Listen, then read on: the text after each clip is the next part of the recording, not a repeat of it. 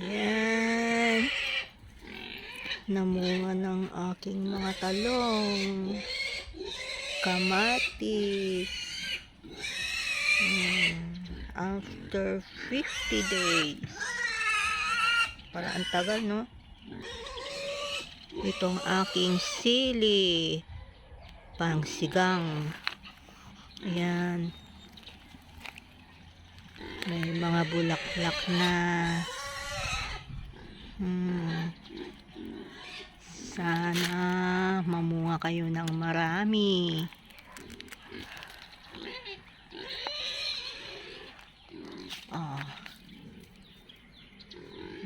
Ganda. Ito naman ang aking okra. Maliit pa pero may bunga na siya. Yan. And then this one.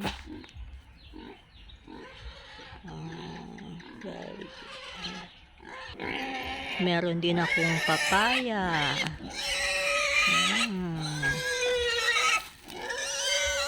Buhay na siya.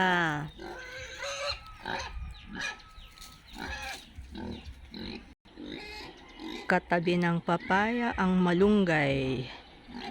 Para paglaki ng papaya at namunga, meron tayong lalahok sa malunggay. Manghuhuli tayo ng manok na native, masarap. Gutom na ang aking baboy, magpapakain muna ako. Bye!